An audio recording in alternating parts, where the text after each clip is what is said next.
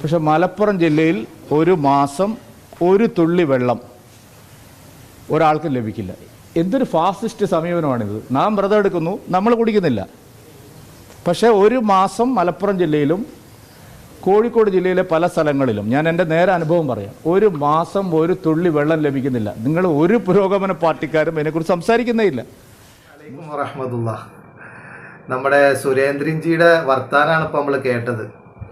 അല്ല സുരേന്ദ്ര, ഇജിനെന്തിന് എത്ര വിഷമം അവിടെ ഒരു മാസക്കാലം റമദാനിൽ കട തുറക്കാത്തതിന്, മലപ്പുറത്ത് കട തുറക്കാത്തതിൻ്റെ പേരിൽ ഇത് ഇത്ര വല്ലാത്ത വിഷമം വരുന്ന എന്താ കാരണം? ഇജിന് സന്തോഷമല്ല ഉണ്ടാകണ്ട. കാരണം എന്താ?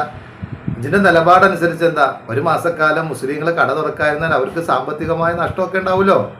ഒരു മാസം അവരും അവിടെ മലപ്പുറം ജില്ലയിൽ മുസ്ലിങ്ങളാണല്ലോ. ഇതിൻ്റെ വർത്താനം കേൾക്കുമ്പോൾ നമുക്കറിയാം, ഉണ്ണിയെ കാണുമ്പോൾ അറിയാം ഊരിലെ പഞ്ഞോ എന്ന് പറയും പോലെ ഇതിൻ്റെ സംസാരം മലപ്പുറത്തെ മുസ്ലിങ്ങളെ കുറിച്ചാണല്ലോ നീ ആരോപണം ഉന്നയിക്കുന്നത്.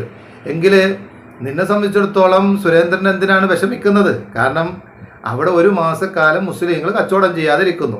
അങ്ങനെ കച്ചവടം ചെയ്യാതിരുന്നാൽ അവർക്ക് സാമ്പത്തികമായ നഷ്ടം ഉണ്ടാകുന്നു. ഇതിന് സന്തോഷമല്ലേ? മുസ്ലിങ്ങൾക്ക് നഷ്ടം ഉണ്ടാകലാണല്ലോ നിനക്ക് സന്തോഷം. ക്ഷീരമുള്ള ഒരു അകടിയും ചുവട്ടിലും ചോരതൻ കൊതുകിന് കൗതുകം എന്ന് പറയുന്നത് പോലെ നിനക്ക് മുസ്ലിം സമുദായത്തിൻ്റെ നാശമല്ലാത്ത ആഗ്രഹിക്കുന്ന ഒരാളാണല്ലോ, നാശമാണല്ലോ ആഗ്രഹിക്കുന്നത്. എന്നിട്ട് ഇജ്ജ് പറഞ്ഞൊരു വർത്താനമുണ്ട്, ഫാസിസം. എന്ത് വല്ലാത്ത ഫാസിസം എന്നാണ്.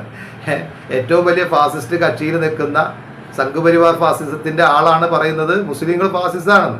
യഥാർത്ഥത്തിൽ ഒരു മാസക്കാലത്തിൻ്റെ നോമ്പ് അനുഷ്ഠിക്കുമ്പോൾ ആ നോമ്പിൻ്റെ സമയത്ത് മുസ്ലിങ്ങളെ സംബന്ധിച്ചിടത്തോളം ഭക്ഷണം കഴിക്കാത്തവരാണ് കൂടുതൽ ആളുകളും. അതുകൊണ്ട് തന്നെ ആ സമയത്ത് കച്ചവടം ചെയ്താൽ സ്വാഭാവികമായിട്ട് നഷ്ടം വരുന്നതുകൊണ്ടാണ് കച്ചവടം ചെയ്യാത്തത്. പക്ഷേ നിനക്ക് തോന്നുന്നത് അതുപോലും വർഗീയതയായി ചിത്രീകരിക്കാൻ. എങ്കിൽ നിങ്ങൾ മനസ്സിലാക്കേണ്ട ഒരു കാര്യം, അങ്ങനെ നിൽക്കുമ്പോൾ നിനക്കല്ലേ സന്തോഷം ഉണ്ടാകേണ്ടത്, ഇജിന് സന്തോഷം ഉണ്ടാകേണ്ടല്ലേ? കാരണം കച്ചവടമൊന്നുമില്ലല്ലോ, മുസ്ലിങ്ങൾക്ക് നഷ്ടമല്ലേ എന്നാണ് വിചാരിക്കേണ്ടത്. അതുപോലെ തന്നെ രണ്ടാമത് അവിടത്തെ സംബന്ധിച്ചിടത്തോളം നിങ്ങൾ മുന്നോട്ട് വെക്കുന്ന ഇജ്ജൊക്കെ കുറച്ച് നാൾ മുമ്പ് വരെ പറഞ്ഞുകൊണ്ടിരുന്ന എന്താ, മുസ്ലിങ്ങൾ ഫുഡ് ജിഹാദ് നടത്തുന്നു, തുപ്പൽ ജിഹാദ് നടത്തുന്നു, അതുപോലെ തന്നെ അവരിതാ ഇത്തരത്തിലൂടെ ആളുകളെ വശീകരിച്ചുകൊണ്ട് ഭക്ഷണത്തിൽ ഊതിക്കൊടുക്കുന്നു എന്നൊക്കെ പറഞ്ഞുകൊണ്ടല്ലേ.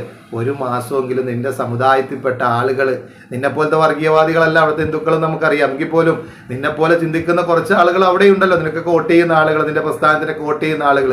അപ്പോൾ അത്തരം ആളുകൾക്ക് ഒരു മാസമെങ്കിലും അവർ ഈ പറയുന്നത് ശരിയായ യഥാർത്ഥത്തിൽ ഉള്ളിത്തട്ടിയാണ് പറഞ്ഞെങ്കിൽ ഒരു മാസക്കാലമെങ്കിലും ഈ ഫുഡ് ജിഹാദും അതുപോലെ തന്നെ ഊത്തൽ ജിഹാദും അതുപോലെ തന്നെ മന്ത്രിച്ചു ഊതിയതൊന്നും തിന്നാതെ ആ സമുദായത്തിലെ ആളുകൾക്ക് താമസിക്കാമല്ലോ.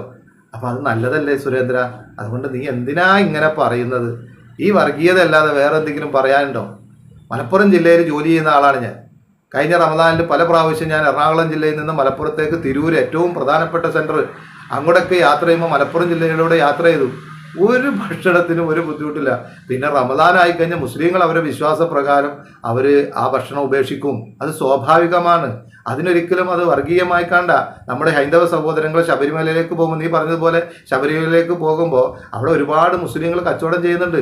അവിടെ കച്ചവടം ചെയ്യുമ്പോൾ അവർ ഇറച്ചിയും അതുപോലുള്ള മാംസാഹാരങ്ങളൊക്കെ അവിടെ ഒരുക്കി വെച്ചിട്ട് ഹിന്ദുക്കളതൊന്നും കഴിക്കുന്നില്ല എന്ന് പറഞ്ഞാൽ അതവരുടെ വിശ്വാസത്തിൻ്റെ ഭാഗമായി കഴിക്കാത്തതാണെന്ന് മനസ്സിലാക്കിയാൽ പോരെ?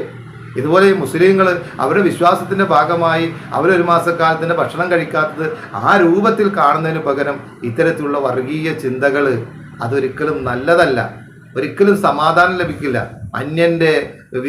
അന്യനോട് വിദ്വേഷം വെച്ച് പുലർത്തുന്ന ഒരു ആശയ സംഹിതയല്ല ഹൈന്ദവ വിശ്വാസങ്ങൾ പോലും. നിങ്ങൾ ഹൈന്ദവരല്ലല്ലോ, കാരണം നിങ്ങൾ വർഗീയ ഫാസിസ്റ്റുകളല്ലേ.